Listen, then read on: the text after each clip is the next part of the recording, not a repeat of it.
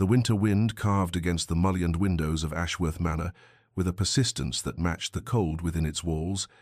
and Lady Eleanor stood in the drawing-room watching frost crystallize in delicate patterns across the glass, each geometric design a small prison of ice that reflected her own crystalline entrapment. 3 years she had lived within these grand stone walls, 3 years of walking through corridors so silent that her footsteps echoed like accusations, 3 years of dining in a hall meant for 40, where only 2 sat at opposite ends of mahogany that stretched between them like an ocean. The house was beautiful in its severity, all dark wood and darker portraits, heavy velvet curtains the color of dried blood, marble floors that held the chill of winter deep into spring, and Eleanor had tried, in those early months, to soften its edges with flowers from the garden, with books left strategically in the library, with her presence offered like a gift that was politely received and promptly set aside. Her husband, Duke Adrian Ashworth, moved through the estate like a ghost of military precision, his tall frame always correct in posture, his dark hair always perfectly arranged, his grey eyes always looking past her or through her but never quite at her, and she had learned the choreography of their marriage with the dedication of a dancer learning steps to a performance no one would ever applaud.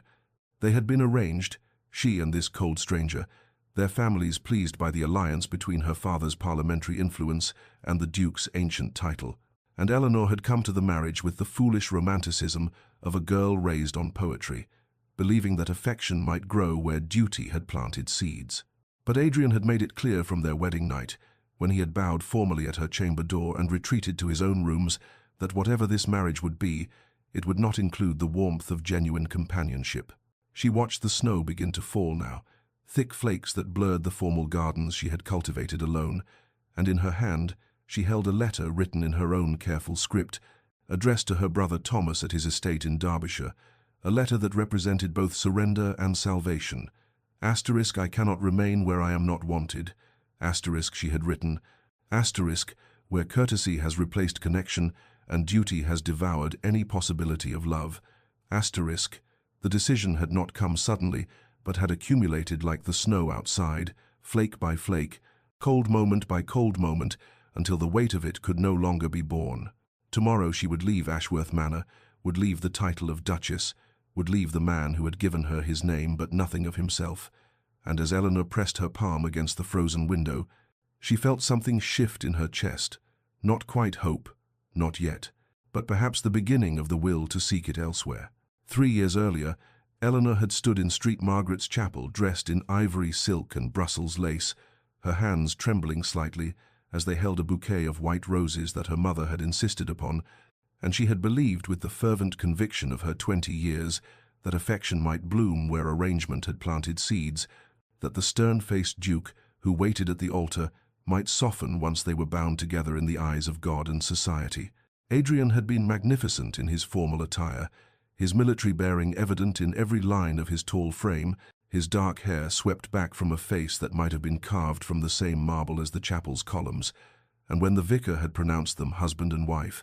Adrian's lips had brushed her cheek with such careful brevity that Eleanor had felt the chill of it even then,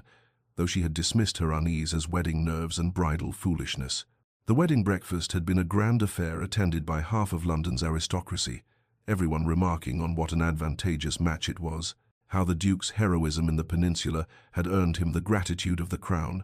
how his estates were managed with legendary efficiency, how fortunate Eleanor was to have secured such a prize, and no one had seemed to notice that the groom spoke only when protocol demanded it, that his grey eyes remained distant even as he made the requisite toasts, that he held Eleanor's hand during their first dance, with the same impersonal courtesy one might show a diplomatic envoy. She had heard the stories. Of course, everyone had about Major Adrian Ashworth, who had led impossible charges, who had saved his regiment through tactical brilliance and personal courage, who had returned from war with medals and commendations, but without the easy manner he had supposedly possessed before, and Eleanor had imagined in her romantic heart that she might be the one to reach the man behind the medals, to warm the soldier back to life through patience and devotion. Their wedding night had shattered those illusions with brutal gentleness.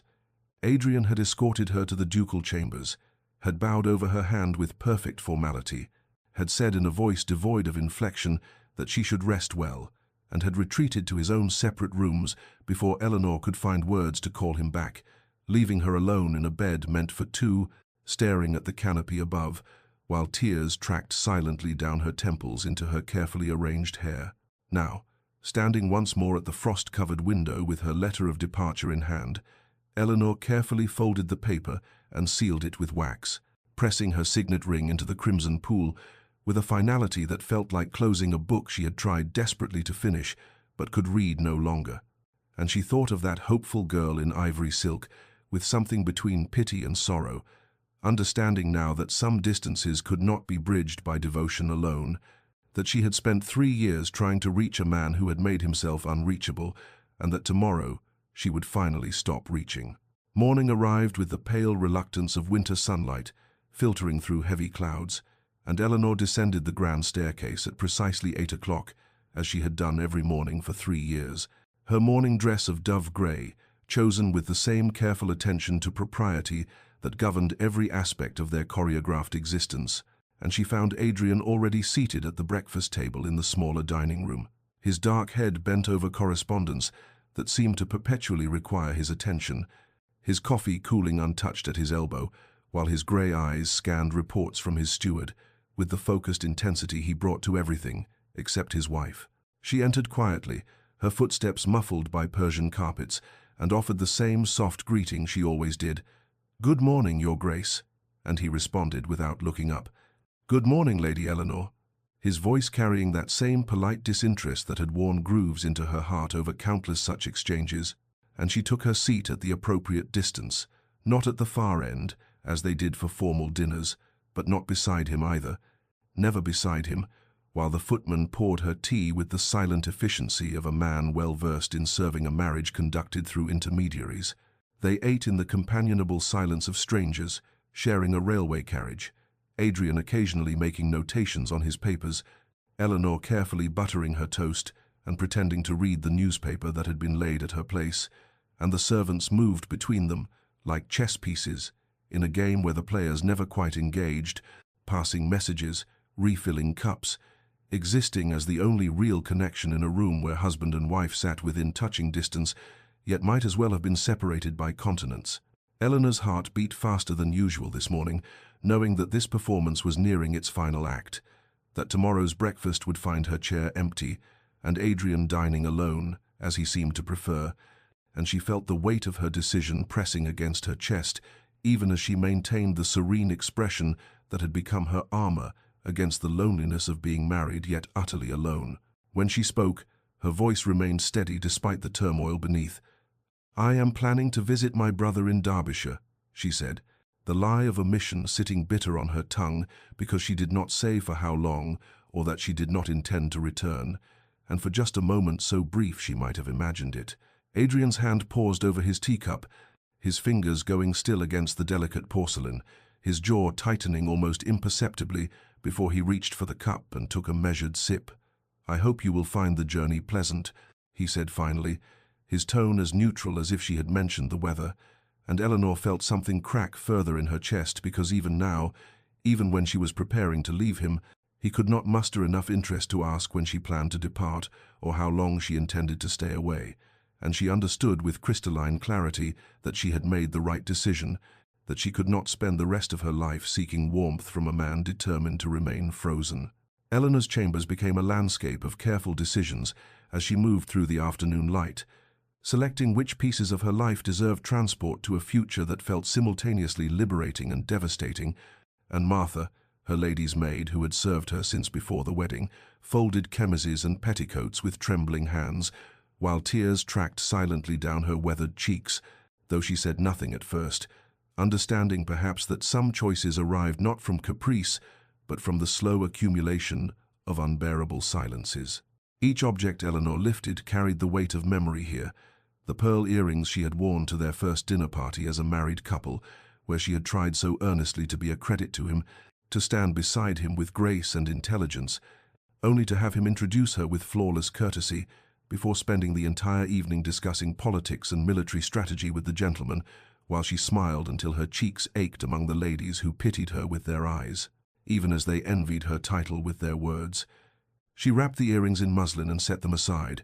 uncertain whether she would take them or leave them as offerings to a life she was abandoning. The writing desk in the corner held evidence of 3 years of futile effort. Here were the carefully researched notes on crop rotation she had compiled, after overhearing Adrian mention concerns about the North Fields, notes she had left on his desk one morning, only to find them later, filed away with a brief note of thanks, but no discussion, no invitation to contribute further, in no acknowledgement that she might be a partner rather than an ornament. There were the menus she had planned with the cook, learning through careful inquiry what dishes Adrian preferred, what wines he favored, orchestrating meals that might please him even though he consumed them with the same distant politeness he brought to everything, never noticing or perhaps never caring that the venison was prepared exactly as he liked it, that the library now carried the particular blend of tea he requested only when visiting his club. Martha finally spoke, her voice thick with emotion. "My lady, perhaps if you spoke with his grace, if you told him what troubles you." But Eleanor shook her head gently, kindly, because Martha meant well but could not understand that she had tried speaking, had tried everything except the one thing she was doing now, which was leaving. She remembered the day 6 months into their marriage, when she had gathered her courage and gone to his study, had asked tentatively if he might join her for a walk in the gardens she was cultivating, and he had looked up from his endless papers with those grey eyes that seemed to see through her rather than at her, had said with perfect courtesy that he had much work to attend to, but hoped she would enjoy her walk, and she had retreated with her dignity intact, but her hope diminished, learning the lesson she should have absorbed on their wedding night, that the Duke wanted a wife in name only, a hostess for his table, and a figure on his arm when society required it, but not a companion, not a confidant, certainly not whatever foolish romantic notions she had harbored about love growing where duty had planted them. The silver-backed brush that had been her grandmother's went into the trunk, then came out again as Eleanor wavered, wondering whether taking it felt like theft from a house that had never truly become her home, and her resolve, which had felt so certain at breakfast, now trembled like candle flame in a draught, as she contemplated the finality of what she was doing, the acknowledgement that she had failed to make this marriage into anything more than a legal arrangement, though she knew with the part of her mind that remained rational that the failure was not hers alone, that one cannot build a bridge when the other shore refuses all moorings. Mrs. Brennan found Eleanor in the conservatory that afternoon, where the younger woman stood among the orchids she had coaxed into bloom over 3 patient years, her fingers trailing across petals with the tenderness of farewell, and the housekeeper who had served the Ashworth family for 30 years and possessed the particular wisdom that comes from observing lives, unfold in the spaces between what is said and what is meant, approached with the careful deliberation of someone bearing truths that might not be welcomed. "My lady," she began, her voice gentle but firm, "I hope you will forgive an old woman's presumption, but I cannot let you leave without speaking." And Eleanor turned from the flowers with eyes that held too much weariness for someone barely 25, offering a sad smile that acknowledged the kindness, even as it prepared to refuse whatever comfort might be offered. "Mrs. Brennan continued despite the resignation in Eleanor's posture, "His Grace is not the man he appears to be, my lady. There are things you do not know, things he would never speak of himself, but which might help you understand." But Eleanor raised one hand in a gesture that was polite yet final, her voice carrying a brittleness that came from hope too often extended and too thoroughly disappointed. "Dear Mrs. Brennan, you have been nothing but kind to me these 3 years, and I know you mean well, but I have endured enough of understanding without being understood in return, enough of making allowances for a man who has made none for me, who has never once asked what I might need or want or feel," Eleanor said, and there was no anger in her words, only the terrible calm of someone who has reached the end of their capacity for patience. The housekeeper's eyes filled with a sorrow that suggested she saw both sides of a tragedy unfolding, but she nodded slowly, recognizing that some decisions arrive after so much quiet suffering that outsiders, no matter how well-intentioned, have no right to question them, and she squeezed Eleanor's hand once before withdrawing, leaving the lady alone among her orchids to complete her farewells. That evening, after the household had retired and the great house settled into its nighttime silence, Eleanor sat at the delicate writing desk in her chambers and composed the note that would formalize what her packed trunks had already declared, her pen moving across the heavy paper with steady strokes that belied the trembling in her heart.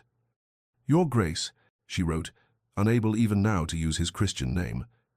"I am departing tomorrow for my brother's estate in Derbyshire, where I intend to remain indefinitely. I have been your wife in name for 3 years, but I find I can no longer be your wife in silence. I wish you well in all your endeavors, Eleanor." She sealed it with wax, pressed her signet ring into the crimson pool, and carried it through the darkened corridors to his study, where she placed it precisely in the center of his desk, where he would find it with the morning's correspondence. And then she walked through the sleeping house one final time and descended to the gardens through the conservatory doors, and moved like a ghost through the paths she had designed and planted, past the rose beds that would bloom magnificently in summer, though she would not see them, past the herb garden she had established near the kitchens, past the small fountain she had commissioned to bring the sound of water to the terrace. And she said goodbye to the only home she had tried to make from duty, realizing as the first tears came that she was not mourning the loss of Adrian's love, because she had never truly possessed it to lose, but rather mourning the death of her own hope, which had finally, mercifully, expired after 3 years of slow suffocation. Adrian Ashworth, 7th Duke of Ashworth, rose each morning at precisely 5:30,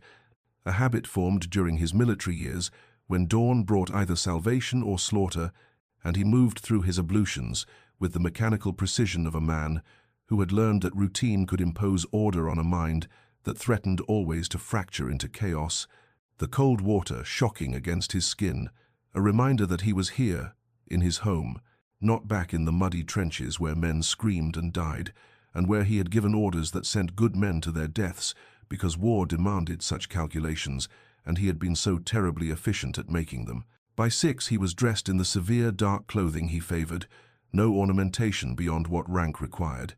and he descended to his study where he remained until breakfast, reviewing estate accounts and correspondence with the same fierce attention to detail that had made him a decorated commander, though what he was really doing was constructing the armor of productivity that would carry him through another day of not touching his wife, not speaking to her beyond pleasantries, not allowing himself the devastating luxury of loving her the way every fiber of his being demanded, because he knew with the certainty of experience, that everything he touched he destroyed. He had noticed, of course he had noticed, every small thing Eleanor had done over 3 years of marriage, the way she had learned that he preferred his tea without sugar, how she had somehow discovered that he found the scent of lavender calming and had begun placing sachets in his study, the notes about crop rotation she had left on his desk that demonstrated a keen intelligence and genuine interest in the estate's welfare, notes he had treasured even as he filed them away with only brief thanks, because to discuss them with her, to invite her collaboration, would mean lowering the walls he had built so carefully, would mean spending time in her presence, and he did not trust himself in her presence because she was so lovely, so kind, so utterly everything good in the world, and he was a killer, a man who had once beaten another officer nearly to death in a rage born of too many losses and too little sleep, a man who woke screaming from nightmares where he drowned in blood, a man whose hands shook sometimes when he was alone, and who feared what those hands might do if he allowed passion of any kind to break through his control. So he had watched her from windows as she worked in her gardens, had stood in darkened doorways to catch glimpses of her reading in the library, had memorized the sound of her laughter when she spoke with the servants, because he could not, allow himself to be the cause of that laughter, and when he had entered his study that morning and found the note centered on his desk with her seal in crimson wax, when he had broken that seal with hands that suddenly trembled and read her words, "I can no longer be your wife in silence," something cracked in the careful architecture of his control, some fundamental support beam splintered, and Adrian sank into his chair with the letter clutched in his fist as the truth crashed over him that protection had become prison, that in trying to save her from his darkness, he had created a different kind of suffering, that she was leaving. She was leaving, and he had done this, and had driven away the only light in his carefully ordered hell through the very distance he had maintained to keep her safe. And the irony would have been laughable if his chest had not felt like it was caving in, if he could have drawn breath past the panic that seized him, If the world had not suddenly narrowed to one impossible imperative, he could not let her go. Adrian sat motionless at his desk. For how long he could not say, the letter still gripped in his hand as though releasing it might make her departure more real, and his mind, that tactical instrument that had served him so well in war, that could calculate trajectories and assess threats and devise strategies under fire, now turned its merciless efficiency upon himself, cataloguing with brutal precision every moment he had chosen, distance over connection, every time he had watched her from shadows instead of stepping into light. Every opportunity for tenderness he had deliberately destroyed because he had been so certain, so absolutely convinced that he was protecting her, when in truth he had been protecting only himself from the terrifying vulnerability of being known, of being loved, despite the darkness he carried. And the realization struck him with the force of artillery that Eleanor was not leaving because she did not care, but because she cared too much to continue offering her heart to a man who refused to accept it. And God, what had he done? The memories came unbidden, sharp as shrapnel that day in the Peninsular Campaign, when Lieutenant Morrison, barely 20 and eager to prove himself,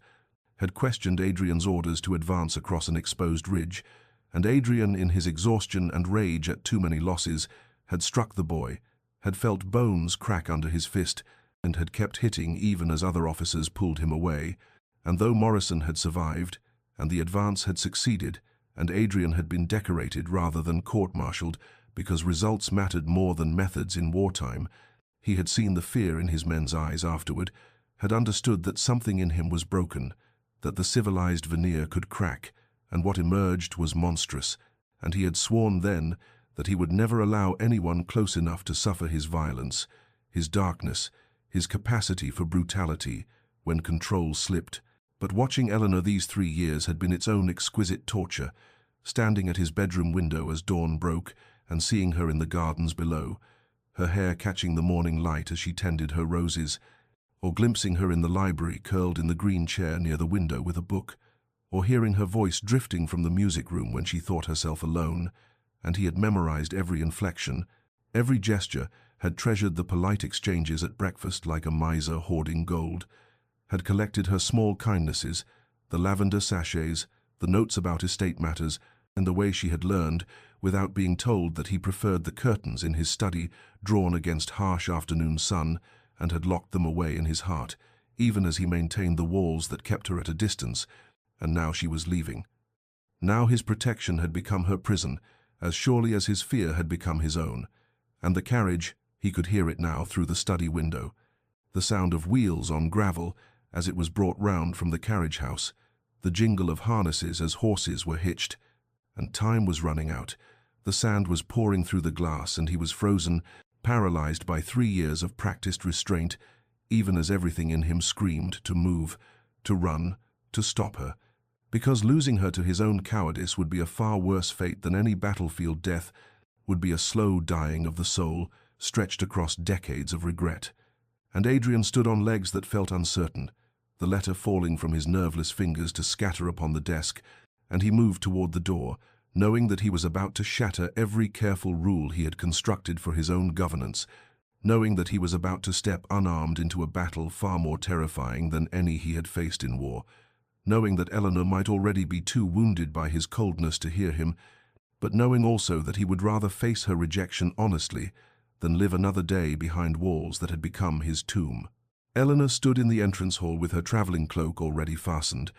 her bonnet ribbons tied with hands that trembled only slightly because she had survived 3 years of polite abandonment, and she would survive this departure too, though the marble floor beneath her feet and the soaring ceiling above seemed to press down with the weight of all her failed hopes. All the mornings she had descended these stairs, hoping to find warmth and finding only duty, and Martha was weeping quietly as she handed over the final valise, while Mrs. Brennan watched with an expression Eleanor could not quite read, something between sorrow and anticipation, and the footman stood by the great doors ready to open them on her command, and Eleanor was gathering herself for that final word, that irrevocable instruction to proceed, when she heard footsteps on the stairs and turned to see Adrian at the landing above, still in his shirt-sleeves as though he had run from his study without thought to propriety, and their eyes met across the distance that had always existed between them, and for a moment the world seemed to hold its breath. The servants frozen in their positions, the very air waiting, and Adrian opened his mouth and closed it again, his composure that iron control she had learned to recognize as the only expression. He permitted himself fracturing visibly, a crack appearing in the marble facade, and when he finally spoke his voice was hoarse, raw, nothing like the measured tones she had heard at countless formal breakfasts, and he said simply, devastatingly, "Don't go." And Eleanor felt the words strike her chest like a physical blow, because in 3 years he had never allowed himself such naked emotion, had never permitted her to see behind the walls, and shock held her immobile, even as pain surged up to meet it, because these words she had longed to hear, dreamed of hearing, prayed to hear, came now when she had finally found the courage to leave, when she had finally accepted that the man she had married would never be more than a cold stranger who shared her name,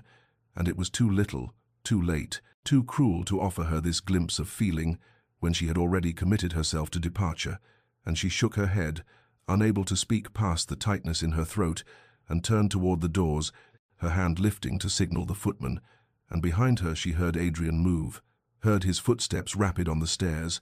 no longer measured or controlled but desperate, and his voice came again, louder now, breaking, "Eleanor, please, I'm begging you, don't go." And she stopped because he had never used her given name before, had always maintained the formal address that kept distance between them, and she turned back to see him, descending the grand staircase, with each step stripping away another layer of the Duke, until what remained was simply a man whose hands gripped the balustrade as though without its support he might fall, a man whose face showed such anguish that Eleanor felt her resolve waver even as her wounded heart screamed warnings, and she watched him come down step by step, watched his careful control crumble like a fortress under siege, watched 3 years of walls collapse with each footfall, and she stood frozen between the door that promised escape and the man who had finally let her see him breaking. Adrian reached the bottom of the stairs and stood before her in the entrance hall, with the marble expanse between them, feeling vast as an ocean, and the words came tumbling out in a torrent that 3 years of silence had dammed up, his voice rough and breaking as he said, "I know every flower you planted in the East Garden, the white roses first because you said they reminded you of your mother, then the lavender along the path because you loved the scent at twilight, and the peonies last spring, even though the gardener said the soil was wrong, and you proved him mistaken because they bloomed magnificently in June, and I watched from my study window every morning as you tended them. I watched you kneel in the dirt with your gloves discarded, and your face turned toward the sun, and I treasured those moments like a miser hoards gold, collected them against the cold I had created, and I know you rearranged the books in my study by topic rather than size because you thought I would find them more easily, and I do. I have. Every single day I have noticed and been grateful, and I know you had cook prepare roasted quail on Thursdays because you somehow learned it was my preference, though I never told you, and the curtains you had changed in the dining room, let in the morning light without the glare that pained my eyes, and 1,000 other kindnesses, Eleanor, 1,000 small acts of care that I accepted like a coward, while giving nothing in return except cold civility and the prison of my distance.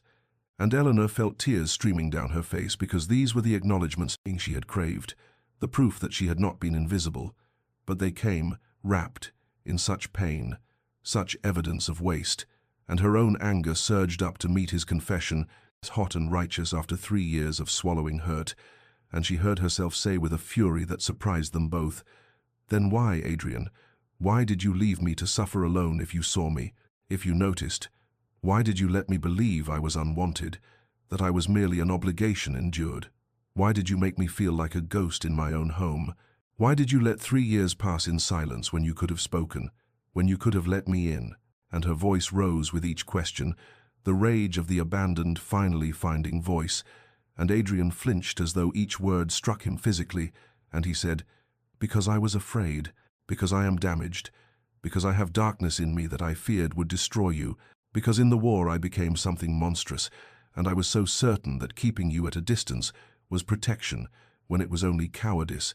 only fear dressed up as nobility. And I have loved you, Eleanor. I have loved you from those first moments, when you smiled at me during our wedding breakfast, and I saw your kindness, your hope, and I knew I would poison it if I allowed myself close, so I watched from shadows and told myself I was keeping you safe when I was only keeping myself safe from the terror of being known, of being seen in all my brokenness and found wanting. And Eleanor stood shaking with the force of emotions too long suppressed, fury and grief and longing tangled together, and she cried, "You had no right to make that choice for me, no right to decide what I could bear. I am not fragile china to be kept on a high shelf untouched. I am a woman who married you willing to share your burdens, who wanted partnership, not protection, who has spent 3 years offering you my heart only to have it returned unopened. And now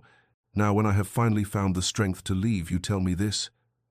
And the truth hung between them, raw and bleeding. 3 years of miscommunication and fear and love unexpressed, finally spoken aloud in the entrance hall, while the servants pretended not to hear, and the carriage waited outside, and Eleanor's heart broke and mended and broke again with each word exchanged. Eleanor wiped at her tears with shaking hands, and felt the anger still burning in her chest, righteous and necessary, and she looked at Adrian standing before her with his defenses finally stripped away, and said in a voice that trembled with barely controlled emotion, "I will not accept your fear as justification for my abandonment. Adrian, I will not let you dress up cowardice in noble clothing and expect me to be grateful for 3 years of loneliness. And I need to know, I need you to tell me truly, do you want me to stay because you genuinely desire a life with me, a true marriage, or is this panic, born of duty, of obligation, of a duke's distaste for failure and scandal?" And she saw him flinch at her words, but she pressed on because she had earned the right to demand truth, had paid for it in countless silent dinners and empty nights and mornings waking alone, and she said, "Because if this is merely your pride speaking, if you cannot offer me more than pretty words spoken in desperation, then I will walk through those doors and you will let me go, and we will both live with the consequences of your choices." And Adrian stood very still for a moment, his chest rising and falling with rapid breaths, and then he moved toward her with steps that were tentative, careful, nothing like the confident stride of a duke, but rather the uncertain approach of a man who feared rejection, and he stopped an arm's length away, and his hands lifted slightly, as though he wanted to reach for her, but dared not presume permission, and his voice when he spoke was raw, stripped of all artifice, and he said, "I want you to stay because the thought of you leaving tears, something fundamental in my chest, because I have loved you in silence for 3 years, and the silence has been destroying me as surely as my distance has destroyed you. Because when I imagine my life without you, it is nothing but empty rooms and hollow days, because you are the light in this cold house, and I have been a fool living in shadows of my own making." And Eleanor searched his face and saw vulnerability there, genuine and unguarded, saw the man behind the Duke's mask for the first time, saw fear and hope and desperate longing written in the tension of his jaw and the pleading in his eyes, and his hands remained suspended between them, asking a question his lips did not voice, asking for permission to bridge the distance he had created.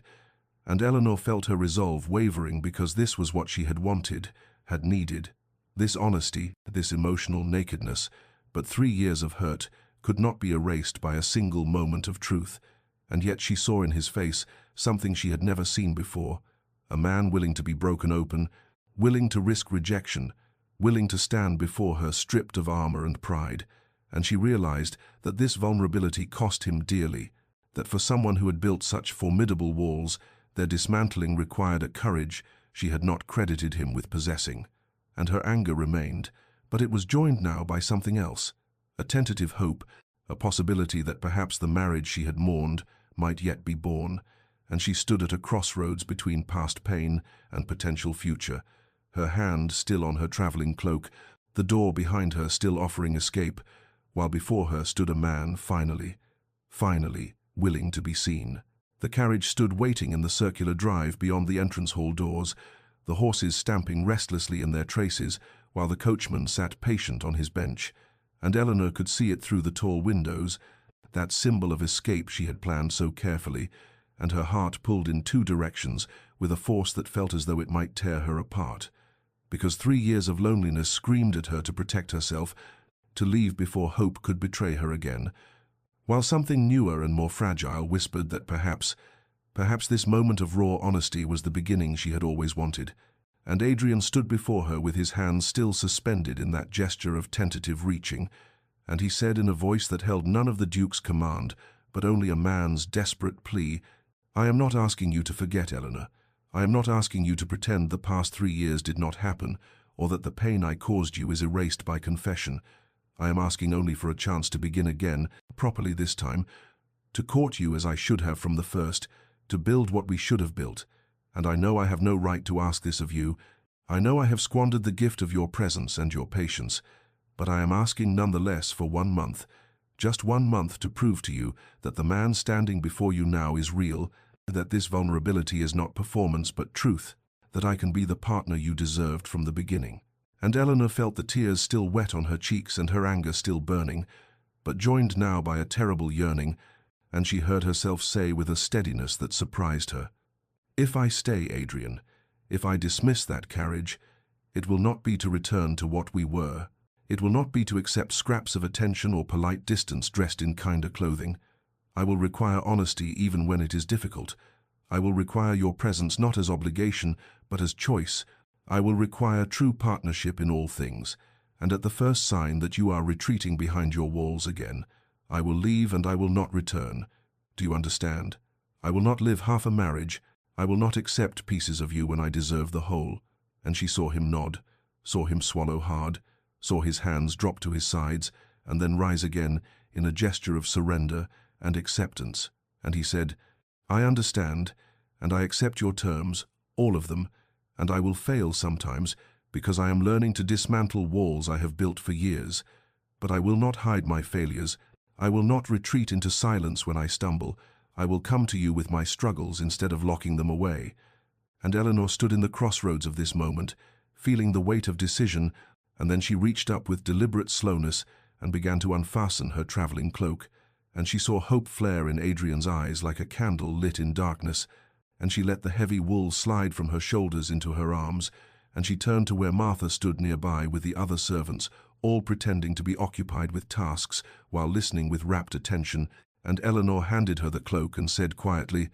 "Please inform the coachman that he may return the carriage to the stable. I will not be requiring it today." And she heard the collective release of held breath from the household staff, saw Mrs. Brennan press a hand to her heart with undisguised satisfaction, watched Martha's face break into a tremulous smile, and when Eleanor turned back to Adrian, she saw him standing utterly still, as though afraid to move lest he break the spell, and she said with a firmness born of hard-won self-knowledge, "1 month, Adrian, you have 1 month to show me that this transformation is real." The first week unfolded with an awkwardness that was nonetheless precious for its genuineness, for when Eleanor descended to breakfast on the morning after dismissing her carriage, she found Adrian already seated at the table, but this time he rose when she entered, a small gesture that nevertheless marked a departure from 3 years of habit. And when she took her place, he did not immediately bury himself in correspondence, but instead asked with visible uncertainty how she had slept, and though the question was simple, it represented a bridge being built, plank by tentative plank, across the chasm that had separated them. And Eleanor answered honestly that she had slept poorly, troubled by hope and doubt in equal measure, and she watched surprise cross his face at her candor, before he nodded and said that he too had lain awake, wondering if he would prove capable of the transformation he had promised, and thus they began the delicate work of actually conversing, of sharing thoughts beyond weather and estate business. And though the exchanges were halting at first, punctuated by silences that felt less comfortable than charged with possibility, Eleanor felt something unfamiliar stirring in her chest that might have been the dangerous bloom of hope. On the 3rd day, Adrian appeared at the morning room, where she sat with her embroidery, and asked with an almost boyish diffidence if she might walk with him in the gardens. And Eleanor set aside her work and took the arm he offered, feeling the solid warmth of him through the layers of fabric, and as they walked among the beds she had planted and tended alone for 3 years, he said in a voice touched with wonder that he had watched from his study window as she created this beauty, had seen her consult with the head gardener about roses, and had observed her sketching plans for the spring bulbs, and he named the varieties she had chosen, the daffodils and tulips and hyacinths, and Eleanor stopped walking and turned to stare at him because he knew He had been paying attention all along, even while maintaining his terrible distance, and she did not know whether to feel comforted or angry at this revelation that her solitary labors had in fact been witnessed, and Adrian met her gaze and said quietly that he knew it was poor consolation for his absence, but he wanted her to understand that she had never been as invisible to him as his behavior suggested, and Eleanor felt tears prick her eyes, and said that knowing he had watched while refusing to join her was perhaps worse than thinking he had not cared at all. And Adrian's face tightened with pain, but he nodded and said he understood that he was learning the full cost of his choices, and they walked on in silence that was heavy with unspoken things. The evenings brought dinner conversations where Adrian made visible efforts to share the details of his day, the meetings with tenants and decisions about crop rotations, and more remarkably, he asked about her activities, her correspondence with friends, her thoughts on household matters, and when Eleanor offered an opinion about a dispute with a neighboring estate, he did not dismiss it, but considered her words with genuine attention, and later she learned he had acted on her suggestion, and this pattern repeated itself through the week, small gestures accumulating like drops of water slowly filling a vessel, a book left on her sitting room table with a note saying he had thought she might enjoy it, his appearance at afternoon tea, which had always before been her solitary ritual, his request for her opinion on a matter of estate finances which he had previously handled entirely alone, and Eleanor found herself caught between protective skepticism that warned her not to trust too quickly, and a cautious hope that observed each gesture and wondered if perhaps, just perhaps, the man she had glimpsed in the entrance hall was proving himself real. It was on the 8th evening of their tentative new beginning that Adrian appeared at the drawing-room door as Eleanor sat reading by the fire, and she saw immediately that something was different in his bearing, a heaviness that spoke of internal struggle. And when he asked quietly if he might join her, she set aside her book and gestured to the chair opposite hers, watching as he settled into it with visible tension in his shoulders, and for several minutes they sat in silence, broken only by the crackling of flames and the soft tick of the mantel clock, before Adrian said in a voice barely above a whisper that he thought perhaps she should know about the war, about what he had seen and done, about the reasons he had believed himself unfit for her gentleness. And Eleanor's heart quickened, because this was the locked door he had never opened, the sealed chamber of his past that had driven all his terrible choices, and she said simply that she was listening and watched as he stared into the fire and began to speak of things that clearly cost him greatly in the telling, of battles where he had commanded men to their deaths, of decisions made in the chaos of combat, where there were no good choices, only lesser evils,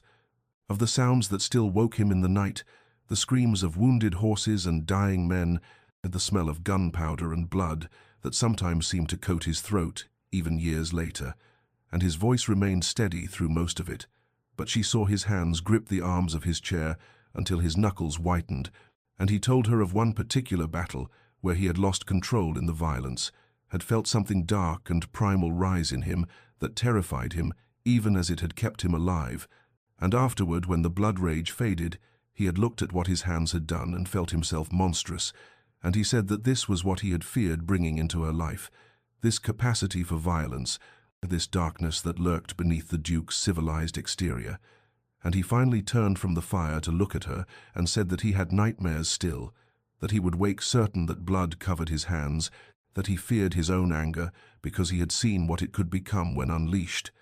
And Eleanor felt tears sliding down her cheeks as she listened, because this was genuine vulnerability, this was the truth he had locked away. And when he fell silent, she rose from her chair and crossed to kneel beside his,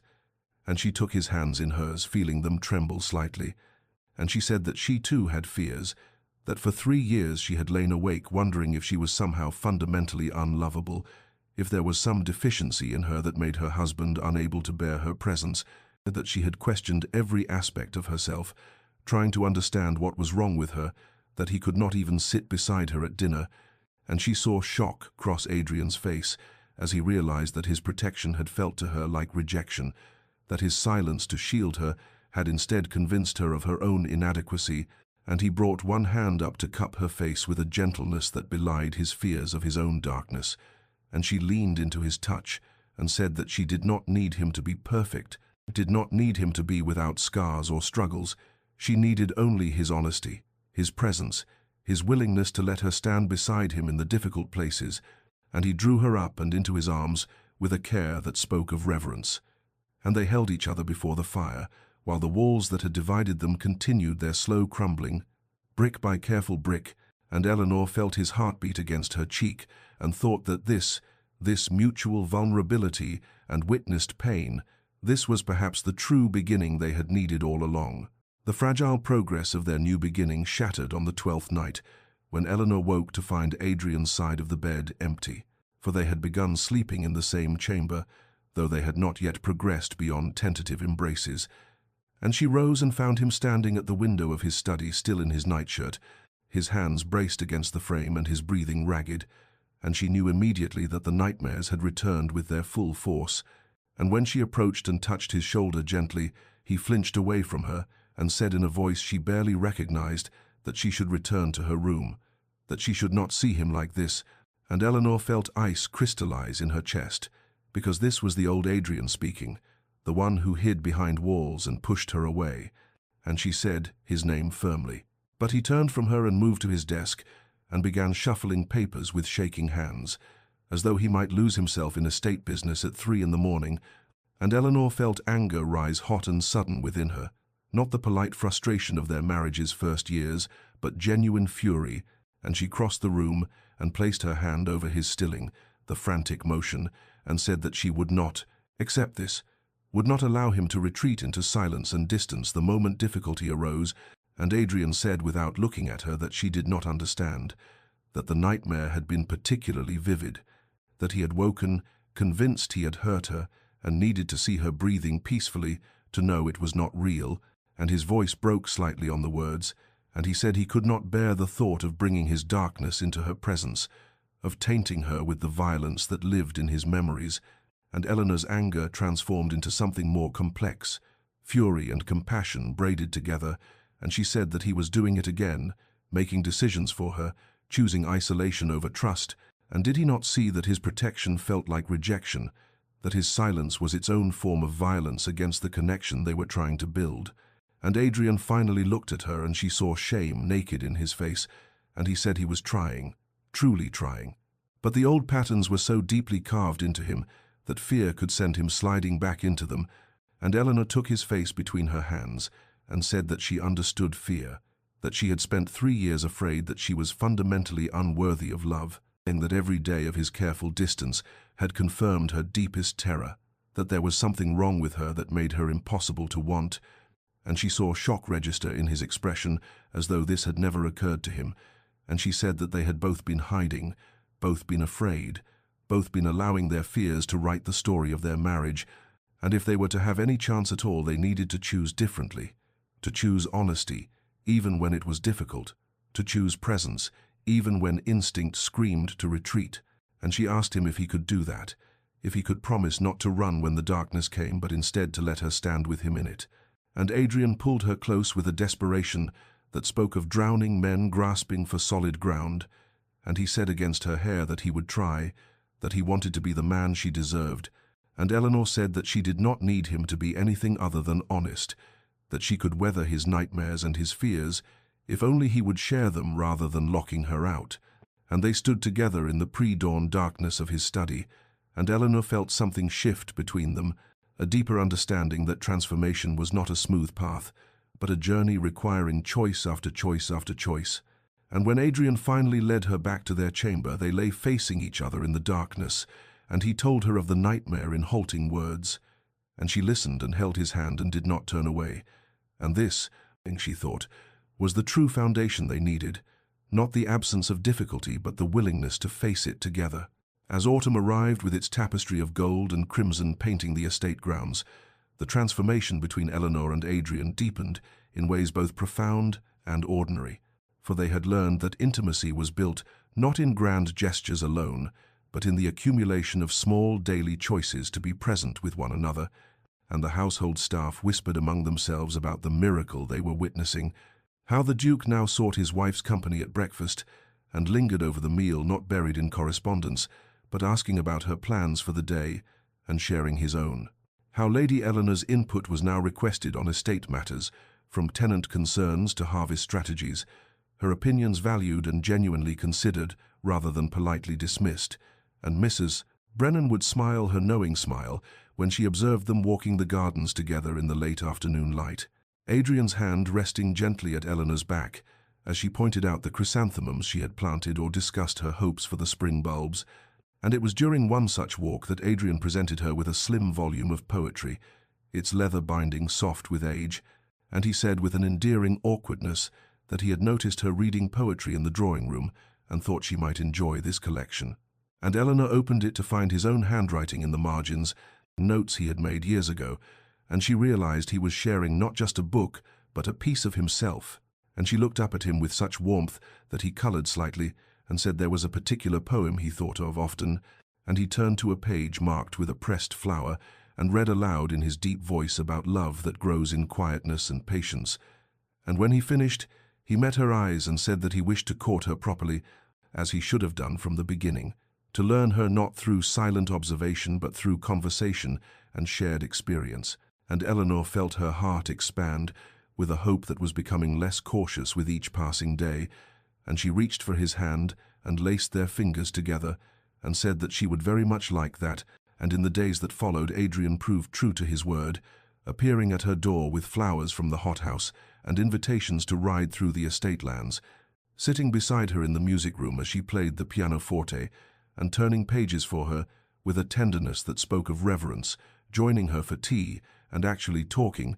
sharing his thoughts on books they both read, and asking her perspectives on matters of philosophy and politics. And one evening, as they sat before the fire in companionable silence, Eleanor felt Adrian's gaze upon her and turned to find him watching her with an expression of such unguarded affection that her breath caught, and he reached for her hand and drew her closer and asked with a hesitancy that touched her deeply if he might kiss her, and she answered by closing the distance between them, and their first kiss was tentative and gentle, a question and an answer, a promise and a beginning. And when they drew apart, Eleanor saw wonder in Adrian's eyes, as though he could scarcely believe she was real and willing and here, and the household noticed the change in their duke, how he smiled now, a true smile that reached his eyes and transformed his stern features into something approaching joy.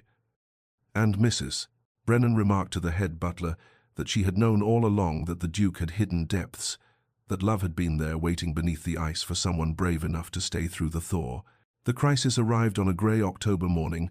when word reached the estate that a fire had broken out in the tenant cottages on the western edge of the property, and Adrian received the news while at breakfast with Eleanor, and she saw the immediate transformation in his bearing. The military commander rising to the surface as he stood, and began issuing orders to the footmen with a precision and authority that spoke of battlefield decisions. And Eleanor watched as his jaw tightened and his eyes took on a hardness she had not seen since the early days of their marriage, and she recognized the walls beginning to reconstruct themselves brick by brick as he prepared to face crisis alone. But this time she would not allow it, and she rose and placed her hand on his arm and said that she would accompany him, and he turned to her with an expression of immediate refusal forming on his lips. But she met his gaze steadily and said that they were partners now, and she would not be left behind to wait and worry, and something in her tone must have reached him, because after a moment's hesitation he nodded curtly and ordered her horse saddled alongside his own, and they rode hard across the estate lands with several grooms following, the smell of smoke growing stronger as they approached, and Eleanor saw Adrian's hands grip his reins with white-knuckled force and knew he was fighting some internal battle. And when they arrived at the scene, the situation was dire. 3 cottages fully ablaze, and families huddled in the yard with their few rescued possessions, while men formed bucket chains from the well, and Adrian dismounted and immediately took command, organizing the effort with military efficiency, his voice carrying sharp and clear over the chaos. And Eleanor saw the tenant farmers respond to his authority instinctively, but she also saw the tremor in Adrian's hands when he thought no one was looking, saw the way his breathing had become shallow and rapid, and she understood that the smoke and the shouting and the desperate urgency were dragging him back to battlefields he had tried to leave behind. And when he barked an order with more harshness than necessary, and a young farmer flinched, Eleanor saw shame flash across Adrian's face and watched him begin to withdraw into himself, even as he continued directing the firefighting efforts, and she made her way to his side and took his hand firmly in hers, and said his name until he looked at her. And she saw war memories behind his eyes, saw him teetering on the edge of retreating into the cold Duke, who protected everyone by feeling nothing. And she squeezed his hand and said that she trusted him, that he was doing well, that his strength in this moment was saving lives and homes, and she stayed beside him as he continued to give orders, her presence a steady anchor. And when the fire was finally contained and the immediate danger passed, Adrian's composure cracked, and he turned away from the crowd, and Eleanor followed him behind one of the outbuildings, where he leaned against the stone wall with his eyes closed and his chest heaving, and he said in a voice rough with smoke and emotion that he had felt it rising in him. The cold distance, the instinct to shut down and command without feeling, and he had been terrified that he would revert completely to the man he had been. But Eleanor took his face in her soot-stained hands and said that he had not retreated, that he had remained present even while afraid, that he had led with both strength and humanity, and she told him that she had seen him pause to comfort the children and reassure the elderly woman who wept over her home, and had seen him thank each man by name when the danger passed. And these were not the actions of the cold Duke, but of the man he was becoming. And Adrian pulled her close and held her as though she alone kept him tethered to earth, and he said against her hair that he had thought her love required him to be whole and healed and perfect. But she pulled back to look at him and said that she did not love him despite his wounds, but including them, that she needed only his honesty and his presence and his willingness to let her stand with him in both light and darkness. And in that moment, behind the smoke-damaged cottage with their clothes ruined and their faces streaked with ash, Adrian understood fully for the first time that he did not have to be perfect to be worthy of love, that Eleanor had chosen him not as he might someday become, but as he was in that very moment, wounded and afraid and trying, and the last of his carefully constructed walls crumbled into dust. Their wedding anniversary arrived on a crystalline November day, when frost painted delicate patterns on the windows, and the morning sun turned the estate grounds into a landscape of silver and gold, and Eleanor woke to find Adrian already dressed and standing by the window of their now shared bedchamber, for in recent weeks he had tentatively asked if she would permit him to sleep beside her, and she had agreed, and each night they lay together talking in the darkness until sleep claimed them, and she watched him now as he turned at the sound of her stirring, and came to sit on the edge of the bed with an expression that was both nervous and tender, and he took her hand and said that 3 years ago on this day he had stood beside her and spoken vows he had not truly understood, had promised himself to her while keeping every part of himself locked away, and he wished to mark this anniversary not as a celebration of that cold beginning, but as a commitment to the marriage they were building now. And he asked if she would do him the honor of renewing their vows in the estate chapel that evening, just the two of them with the chaplain as witness, and Eleanor felt tears prick her eyes at the vulnerability in his request, at this man who had been so afraid of emotion, now offering her this gesture of deliberate choice, and she said yes with a voice thick with feeling, and Adrian brought her hand to his lips and said that there was something he wished to show her first, and he led her through the house to the drawing-room, where she stopped in the doorway with a gasp, for the room had been transformed into a gallery of memory and gratitude, and covering every surface were representations of all the small kindnesses she had bestowed. Over 3 years of lonely marriage, the books she had left in his study were displayed on a table with notes in Adrian's hand, explaining how each had comforted him on difficult nights. The pressed flowers from the arrangements she had placed throughout the house were mounted and labeled with the dates she had chosen them. There were sketches he had commissioned of the garden paths she had designed, and the improvements she had suggested for the tenant cottages. And in the center of the room stood an easel, holding a portrait he had commissioned in secret, painted from his memories of watching her, and it showed her in her garden with sunlight in her hair and her hands full of roses and an expression of quiet hope on her face, and Eleanor moved through the room, touching each item with trembling fingers, while Adrian followed, and explained in a voice rough with emotion that he had noticed every gesture, every kindness, every attempt she had made to reach him across the distance he had imposed, and he had treasured each one even as he had failed to acknowledge them, and he said that he wanted her to know that those 3 years had not been wasted, that her love had been working on him all along like water on stone, slowly wearing away his defenses until the day she tried to leave had cracked him open completely, and Eleanor turned to him with tears streaming down her face and said that this was the most beautiful gift anyone had ever given her, this proof that she had been seen even when she felt invisible. And that evening, as the sun set in shades of amber and rose, they stood together in the small chapel where they had been wed 3 years before. But this time, when Adrian took her hands, his own were steady, and when he spoke his vows, his voice was clear and certain, and he promised to honor her not with distance, but with presence, to trust her with his darkness as well as his light, to choose her every day for the rest of his life. And Eleanor spoke her own vows with equal conviction, promising to demand his honesty, to stand beside him in crisis and in peace, to build with him a marriage of true partnership. And when the chaplain pronounced them bound together, Adrian drew her close and kissed her with a tenderness that held 3 years of longing and a future of promise. And that night in their bedchamber, they came together at last as husband and wife, not through duty or arrangement, but through choice and desire and hard-won trust. And Eleanor finally knew the joy of being fully seen and wholly loved by the man she had married. And Adrian discovered that intimacy born of vulnerability was infinitely more profound than the cold control he had maintained for so long.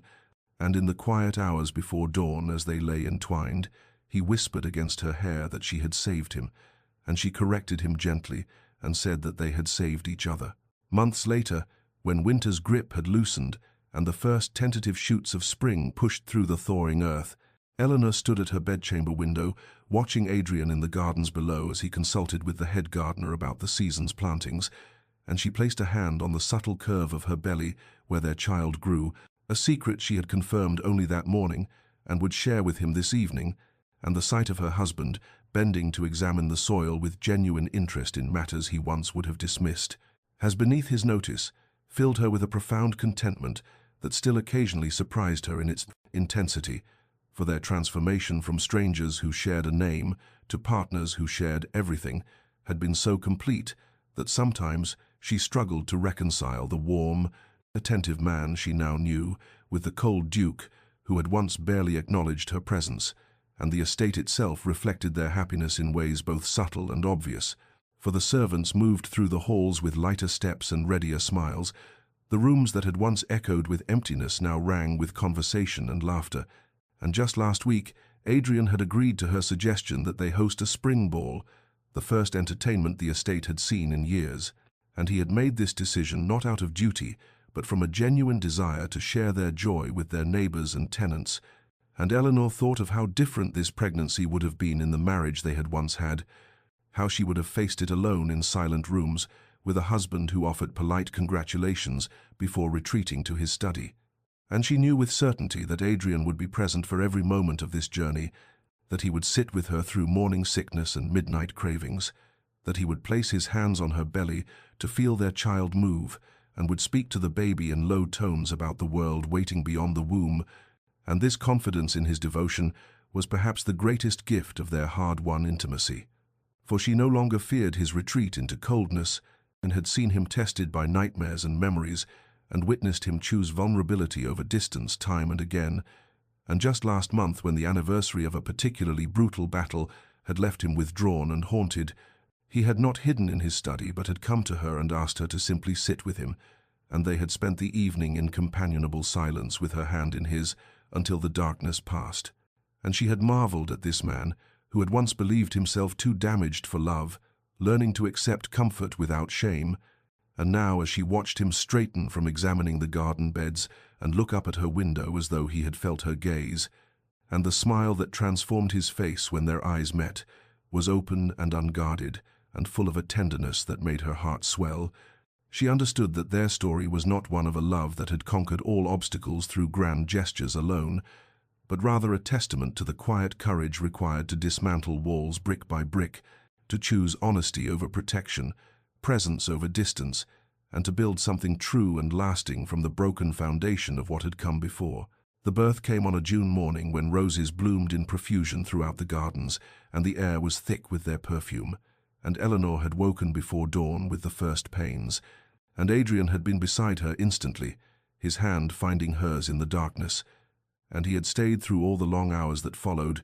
never once leaving her side, despite the midwife's suggestions that he might prefer to wait elsewhere, as was customary for gentlemen. But he had refused with a firmness that brooked no argument, and Eleanor had drawn strength from his presence even through the worst of the pain, from the way he whispered encouragement and wiped her brow and never flinched from her grip, though she knew she must be crushing his fingers. And when at last their daughter emerged into the world, with a lusty cry that seemed to fill every corner of the birthing chamber, Eleanor watched through exhausted tears as the midwife placed the baby in Adrian's waiting arms,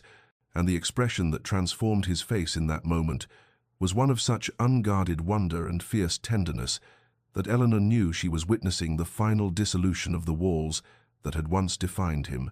For this man who had spent years hiding every feeling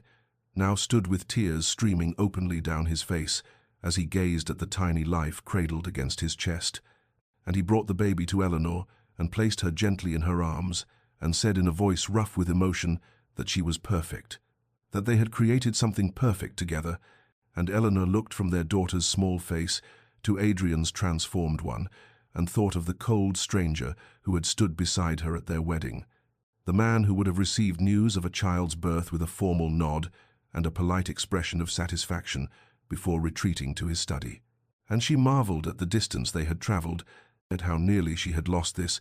had almost left before the breaking that had made all of this possible.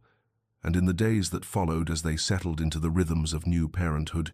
Eleanor witnessed Adrian's capacity for love and devotion bloom in ways that continued to astonish her, for he was present for every feeding and every cry, and learned to change nappies with the same focused attention he had once brought to military strategy, spent hours simply holding his daughter and talking to her about everything and nothing while Eleanor rested. And one night, when she woke to find him standing by the cradle with the baby in his arms and moonlight streaming through the window, she heard him whisper to their sleeping daughter that he would strive every day to be worthy of her and of her mother, that he would never hide from them behind walls of fear, that he would show her through his actions what it meant to love without reservation. And Eleanor's heart swelled with a love so profound it was almost painful, and she understood that their redemption was complete, not because the past had been erased or the pain forgotten, but because they had chosen each time and again to be brave enough to be vulnerable, to tear down defenses rather than hide behind them, to build a life and now a family on the foundation of hard-won trust and deliberate courage. And as Adrian returned their daughter to her cradle and came to bed beside Eleanor, drawing her into his arms with the easy tenderness that had become natural to them, she knew with absolute certainty that this was the life she had dreamed of in her lonely years, but more real and more precious because it had been earned through honesty and sacrifice and the choice to demand and offer nothing less than everything. 5 years after Eleanor had stood in the entrance hall with her bags packed and her heart breaking, the Ashworth estate had transformed into something unrecognizable from the cold mausoleum it had once been. For the halls now echoed with the laughter of children, their daughter Catherine, now 4 years old, and her younger brother Thomas just beginning to walk, and on this particular spring morning, Eleanor stood in the very garden where she had once walked alone, to say goodbye to a home that had never felt like hers. But now Adrian knelt beside her in the soil, their hands working together to plant a new rose bush, while their children played nearby under the watchful eye of their nursemaid, and the easy intimacy between them as they worked was evidence of how completely their foundation had been rebuilt, for Adrian reached across to brush a smudge of dirt from her cheek with a tenderness that had become as natural as breathing, and Eleanor caught his hand and kissed his palm in a gesture of affection that required no thought or artifice. And as Catherine ran over to demand her father's attention, and Adrian scooped her up with delight, spinning her until she shrieked with laughter, while Thomas toddled after them with determined steps, Eleanor thought of the cold stranger who had once inhabited her husband's body and marveled at the completeness of his transformation, though she knew it was not transformation so much as revelation, the uncovering of the man who had always existed beneath the protective walls of ice. And later that evening, when the children were asleep, and they sat together in the library where Adrian had once hidden from her, and his arm around her shoulders and her head resting on his chest, as they discussed the week's plans and the estate's business and the 100 small details that made up their shared life, Eleanor felt a contentment so profound it brought tears to her eyes, and Adrian, who had learned to read every nuance of her expressions, asked what troubled her. and she told him she was thinking of the woman she had been 5 years ago, desperate and lonely, and convinced she would never know true partnership, and how close she had come to leaving before everything changed. And Adrian tightened his arms around her and said quietly that he thought of it too, of how nearly he had lost everything through cowardice disguised as protection,